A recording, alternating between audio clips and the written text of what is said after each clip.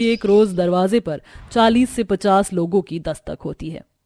इतनी सुबह सुबह तड़के हमारे घर का दरवाजा किसने बजाया, जाकर देखती हूँ। अब सुनैना जैसे ही दरवाजे को खोलती है और दरवाजे पर 40 से 50 लोगों को देखकर हैरान होकर कहती है, आप लोग यहाँ अचानक, ना कोई फोन ना कोई खबर, कुछ बताया भी नहीं। 50 लोगों के सदस्य में खड़ी रूपमती कहती है, हाँ, वो जरा अपनी बेटी से मिलने आए थे, फिर मिलकर गांव ही लौट रहे थे, पर सोचा कि जाते जाते तुमसे भी मिल ले, इसीलिए हम सभी लोग बिना बताए तुम्हारे घर पर आ गए। तुम्हें बुरा तो नहीं लगा ना सुनैना? नहीं नहीं, आइए।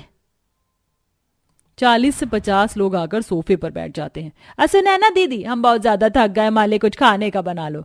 अब सुनैना हैरान परेशान होकर रसोई में आती है, जहां दोनों देवरानी जेठानी पहले से खड़ी होती हैं। ये 40 से 50 लोग एक साथ घर में आ गए हैं, घर में तो इतनी सब्जियां भी नहीं है, मैं अब इन्हें क्या बनाकर खिलाऊं? माँ जी, आप परेशान क्यों हो रही हैं? आप हटिए, हम फटाफट से पतली कड़ी और सूखी दाल बना देते हैं ना। कोई जरूरत नहीं है, पहले ही तुम अपनी पतली कड़ी और सूखी दाल की वजह से बहुत रायता फैला चुकी हो, अब और नहीं, तुम हटो, मैं खुद बना लूंगी। अब सुनैना अपनी बेटी के साथ मिलकर सबके लिए आलू गोभी की सब्जी, रोटी चावल बनाकर गर्मा गर्म खाना उन 40 से 50 सदस्यों को परोसती है। लेकिन वे रिश्तेदार इतने भुक्कड़ होते हैं कि पल भर में सारा खाना चट करते हुए कहते हैं, सुनैना दीदी, हम सबके प्लेट का खाना खत्म हो गया, थोड़ा और ले आओ। अब सुनैना रसोई में आकर देखती तो खाना पूरी तरीके से खत्म हो चुका होता है। अब क्या इन लोगों को खाना दूं? खाना तो खत्म हो गया है, ऐसे तो मेरी बेइज्जती हो जाएगी उनके सामने।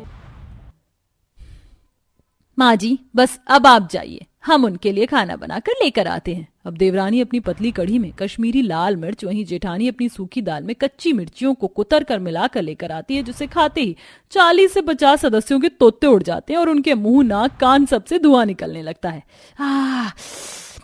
कितना तीखा था पानी।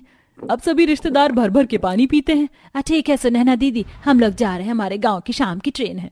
सभी रिश्तेदारों के जाने के बाद, देखा माँ जी, मेरी पतली कड़ी और जेठानी जी की सूखी दाल का कमाल, कैसे पल भर में ये लोग यहाँ से खिसक गए और आपकी बेइज्जती भी नहीं हुई। हाँ, देख लिया, पर लेकिन बस अब और नहीं, ये आखिरी था। अब इसके बाद तुम कभी ये पतली कड़ी और सूखी दाल नहीं बनाओगी, और अगर तुम्हें खाना भी है तो तुम कभी कभी बना लेना, क्योंकि तुम्हारे मनपसंद का खाना जरूरी नहीं है कि हर किसी को पसंद हो। अब दोनों देवरानी जेठानी अपनी सास की बात को मान लेती हैं, जिसके बाद से फिर दोनों ही रोज रोज अपनी पतली कढ़ी और सूखी दाल खाने की आदत को छोड़ देती हैं और महीने में कभी कभार अपनी पतली कढ़ी और सूखी दाल बनाकर खाने लगती हैं और अपने पूरे परिवार को अलग अलग तरह का खाना बनाकर खिलाने लगती हैं, जिसके बाद से पूरा ससुराल खुश रहने लगता है।